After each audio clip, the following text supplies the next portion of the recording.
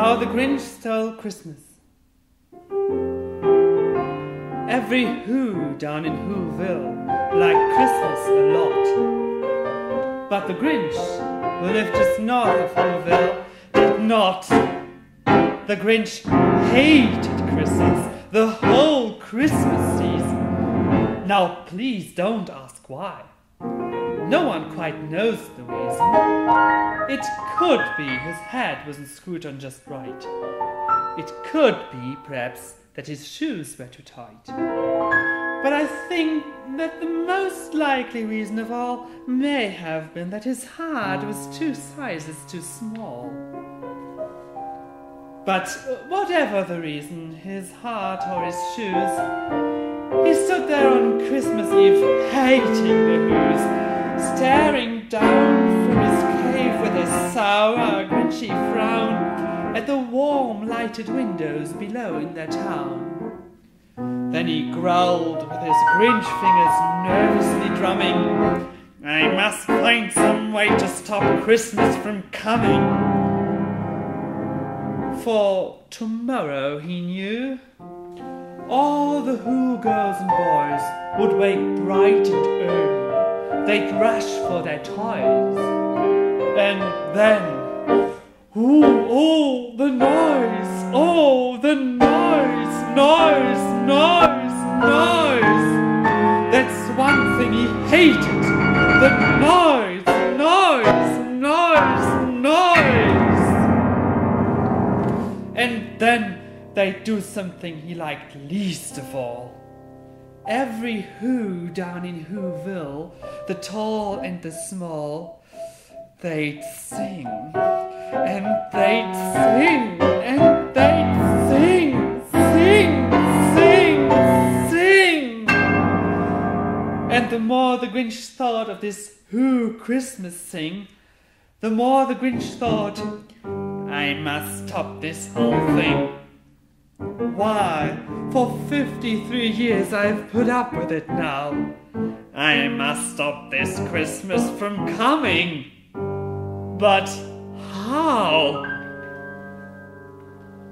Then he got an idea. An awful idea.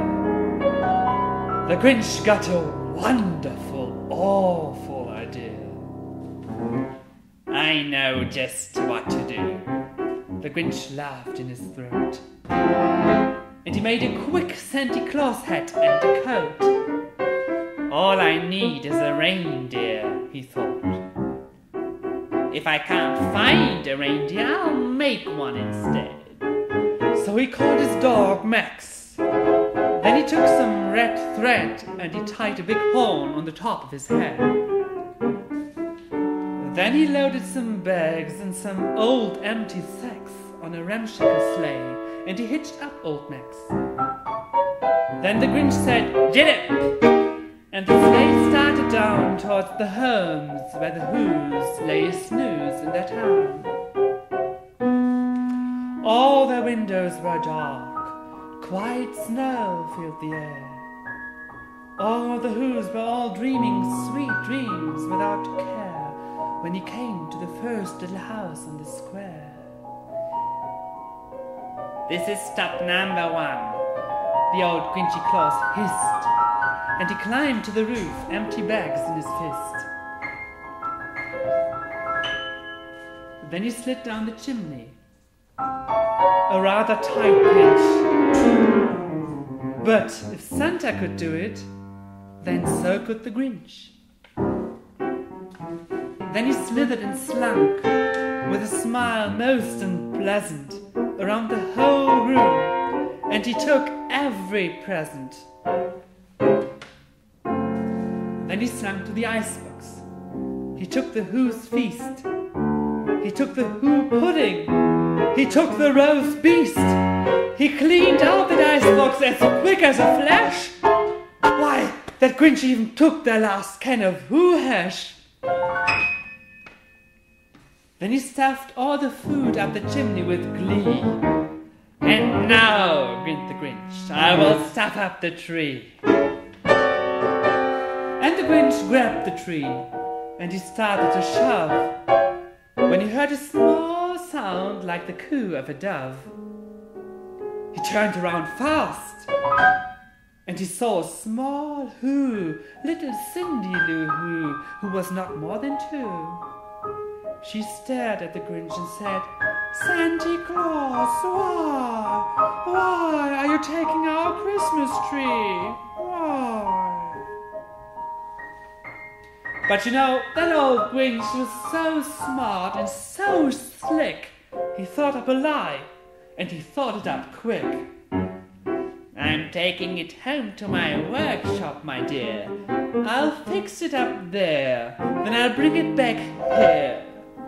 And his fib fooled the child.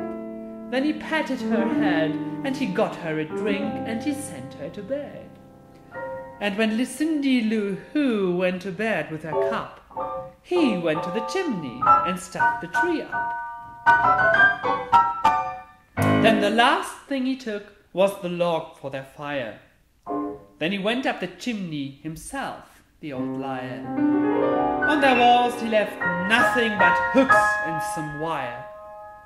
And the one speck of food that he left in the house was a crumb that was even too small for a mouse. Then he did the same thing to the other Who's houses, leaving crumbs much too small for the other Who's mouses. It was 1/4 dawn, all the Who's still abed, all the Who's still snooze, when he packed up his sled, 3,000 feet up the side of Mount Crumpet. He rode with his load to the tip-top to dump it.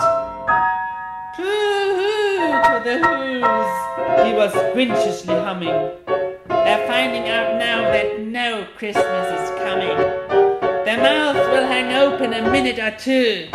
Then the Who's down in Whoville will all cry, "Woo-hoo!"